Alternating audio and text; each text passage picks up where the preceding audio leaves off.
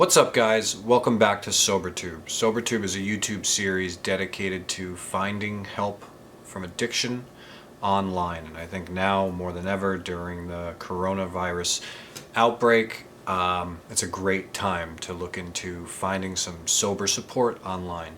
Today's episode is called Hi, I'm Brian and I'm an Addict. Many people don't understand what a meeting is and what an AA meeting is or what an NA meeting is. These are a group of people that gather together to talk about something that they have in common and to identify with each other and to understand that they are not alone and to recover together and to take their peers' experiences and learn how to apply that into their own recovery. So, this is very much what a meeting is like. It's a guy who tells his story, and I'd like to tell you guys a little bit about my story. So I'm Brian, I'm an addict in recovery. I'm 37 years old. I grew up in a very poor childhood. I wasn't the poorest kid on the block, and I wasn't anywhere near middle class. I don't blame my addiction on my circumstances or my situation, but I believe that it didn't help. I suffered from depression as a kid.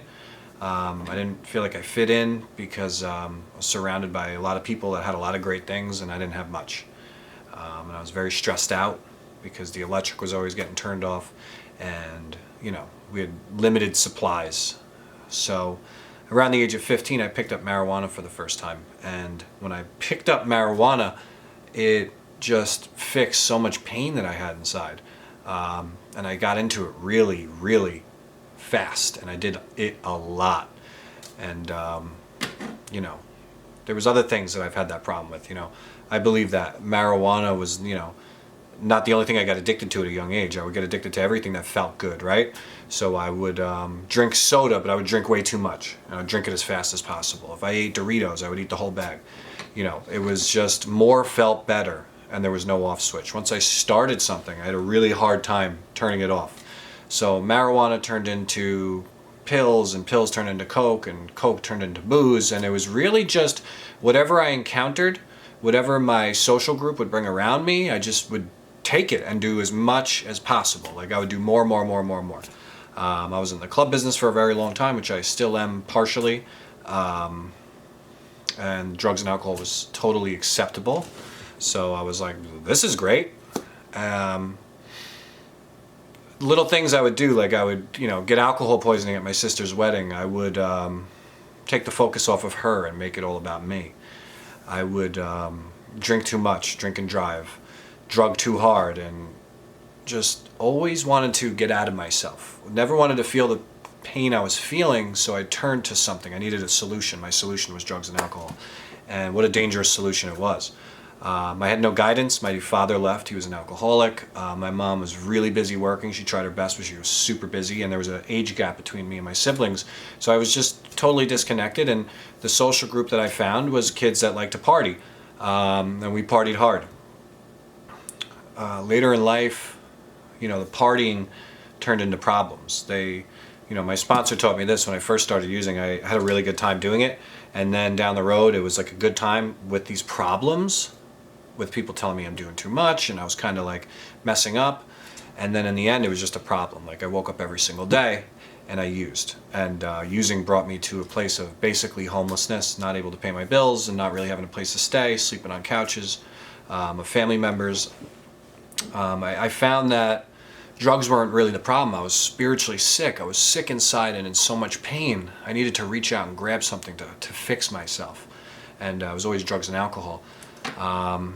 I ended up becoming a heroin abuser, a cocaine addict, all forms. Being in really unhealthy relationships. I really wasn't picking the best candidates when I was using drugs and alcohol.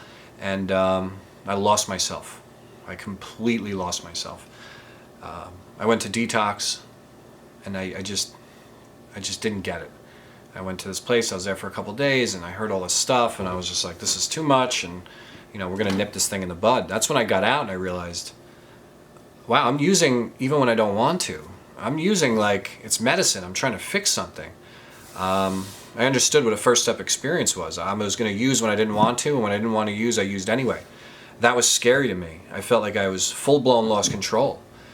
I went back into a rehab. I sat in there and I said, I'll do whatever you guys want me to do. I don't want to feel the way I feel anymore. Can you please help me? Can you please fix me? Like, my greatest desire in life at that point, only out of an act of desperation, not because I had seen the light or any other reason, only out of an act of desperation did I become teachable. And I stayed there for 28 days. I followed the rules. I did the best I could to the best of my ability, given my state and my situation. They told me to chase this thing the way you used to chase drugs. I know how I used to chase drugs and alcohol. That's how I was going to chase my sobriety. I got out. They told me go to meetings. I don't want to. And they said do things you don't want to do. So I did everything I didn't want to do. I went to meetings. I got a sponsor. I read this book with him. It started to change me. I started to fix the problems I had, to fix the relationships that I had damaged, to repay the debts that I had, to make whole and to make good all the bad stuff that I did. And I started to have these experiences where I realized what it felt like to actually be somewhat of a good person, to be a productive member of society, to have a little bit of a self-esteem, to feel good about myself, to look in the mirror and recognize that person and not be angry. The 12 steps were really good medicine, and I had finally found a new solution to the way that I felt. Without drugs and alcohol inside of my system, I couldn't use drugs and alcohol because I was getting arrested and getting in trouble and people were so upset. But I found the 12 steps and I replaced the drugs and alcohol with this program of people like myself, like-minded people, not doctors and therapists, but like-minded people. Of course, I've been in therapy for 10 years and, they help me with other things, and it's a way to maintain. It's a tool in my toolbox. But for me, the most important thing that I did was I did the 12 steps. The 12 steps taught me how to live. And I know all the thoughts of people, they think it's a cult and they think it's all about God. And it wasn't that for me. It wasn't a cult. I didn't want to join a cult. I wanted to go there and get what I needed. And then when I got it, I wanted to give it to someone else. I will never give up on an addict in sobriety. I believe that if I could get sober, that there's no person that can't. I felt like I was the worst of the worst, and if I got better, why can't other people? I believe that if you put just as much effort into getting better as you did into all the bad stuff you did, that you have a 100% chance of 100% recovery. My life is not perfect. I deal with stresses on a regular basis. It teaches me how to get through stuff. I'm not perfect. I am not, Mr. Sober. I don't use drugs and alcohol. I haven't touched a substance in almost 10 years. It's given me more tools in conquering problems. There's no perfection. There's no graduation. I'll never be perfect. I'll never be the best, but I am 1,000 times better than I used to be when I was in active addiction. A life is 1,000 times more, and I found gratitude and peace in that.